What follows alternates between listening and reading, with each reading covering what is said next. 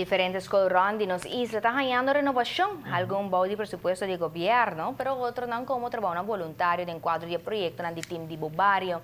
E viaja aquí a tocar turno na escola Promepaso na Sabaneta.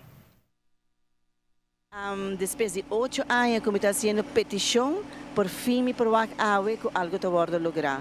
Y mi servicio es aquí una bendición.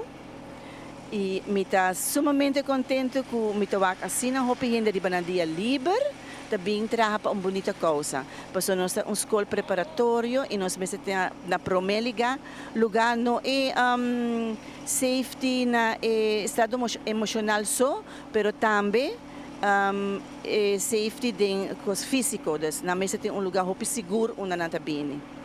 El trabajo na riba é curar de escola que estava a um hopi deteriorar surge depois de visita no parque Tiracoche situado atrás da escola.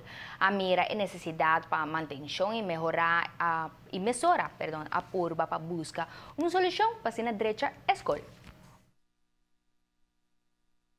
Nós vamos para o Parque Tiracoche, que está fazendo bonito trabalho que muitos não também, e está caindo para trás de Promepaso Kleuterschool.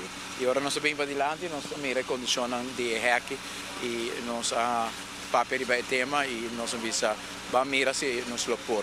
E não há primitivo, só me conhecer presupuesto de governo naturalmente, mas tem seu retorno, mas explica aí frau que forma com nosso Ministério de Assuntos de Bobario que nós vamos acercar a empresa para mirar se nada disposto para ajuda e nós buscamos trabalhador voluntário para vir, por exemplo, em fim de semana e fazer o trabalho.